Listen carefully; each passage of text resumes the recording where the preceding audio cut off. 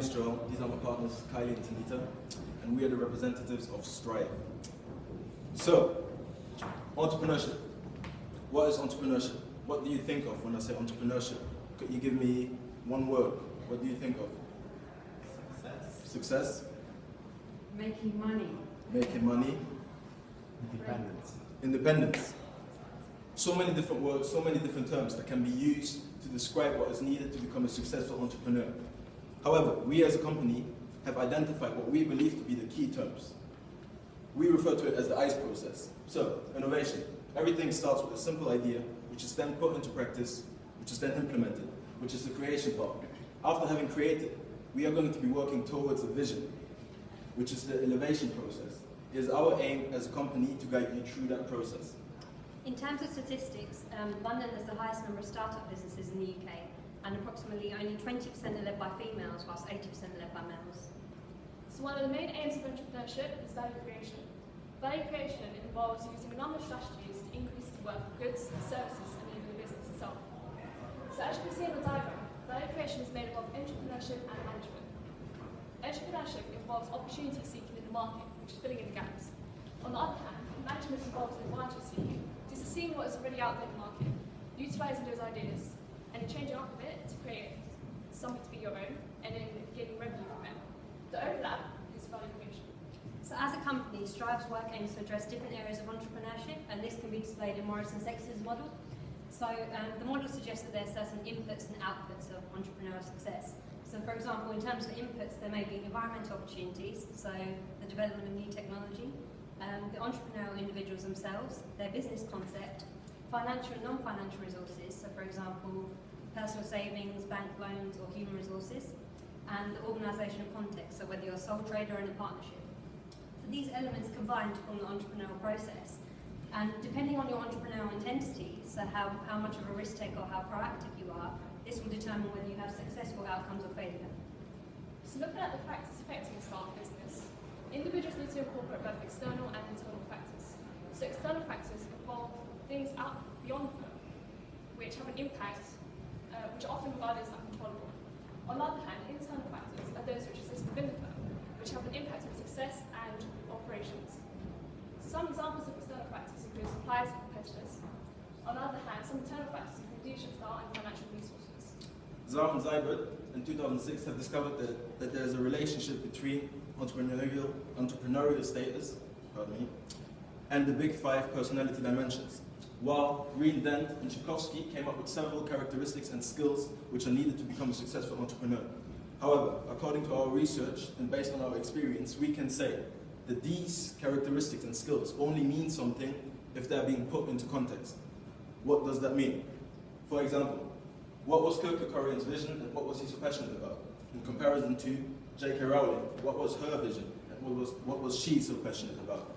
So Kierkegaard, he's the owner of the MGM Grand Hotel in Las Vegas. So his family were affected by the Great Depression when the stock market crashed. So his ultimate motive was to gain money as quickly as he could to help his family. And J.K. Rowling, she began writing stories from the age of 6. So she's a great example of someone who had a vision from a young age, and she saw this through to help us financially. So what are some of the pros to becoming an entrepreneur? Some of them include making your own decisions, have a limitless income potential, and more importantly, job satisfaction. However, there are some difficulties which do need to be acknowledged, such as you may need to put in more hours at the beginning than the average employee.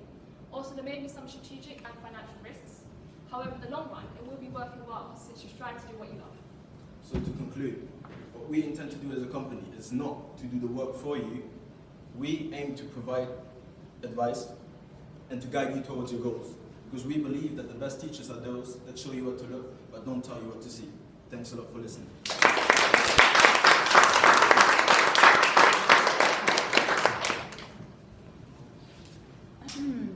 So as a consultancy firm, how do you guys deal with entrepreneurs who fail? They say 98% of startups are bound to fail, and it takes 2 years to sort of overcome that hump.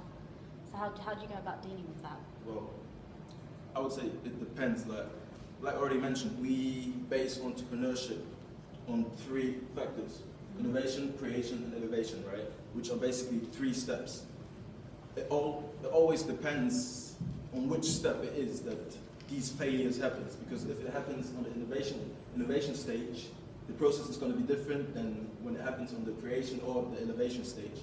But what is important, in our opinion, is to spread awareness. So the questions that need to be asked, for example, for innovation is, who am I and what do I want to achieve? For creation, where am I and what needs to be done? For innovation, where do I need to go and how am I going to get there? So these are kind of different approaches or different questions that we are going to ask in order to come up with a solution. And is timing, would you say, an important factor? Because obviously that's part of the external factors that is not within your control. So would you say that's something that I guess you so. coach the person to know about? Yeah, I guess with failure, it's not just failure. We teach people to recognise there's so many opportunities out there and they'd have to seize them in order to become successful, be determined and not just accept failure and then try and do something else. Just stick with your eye. Okay, so just a quick final question. Do you believe that everyone has the possibility to become an entrepreneur, or do you feel, because personally I think not everyone can be an entrepreneur. I think some people are excellent at assisting a business model or an idea, but not necessarily the person at the forefront of that model. So my question to you is, does everyone have the kind of potential to become an entrepreneur? We believe that everyone does, and that's why we mentioned earlier that these skills that we're talking about, psychological characteristics, need to be put into context. Because talking about these skills by itself are not really valuable, right? For example, personal example, I'm a pretty lazy person, right? But when it comes to street dance, I'm pretty passionate, and I'm not lazy at all, and I'm disciplined, because there's this drive, this passion, right? And we believe that it is only when we put skills into context that we can make use of them. Great, thank you Okay. very much.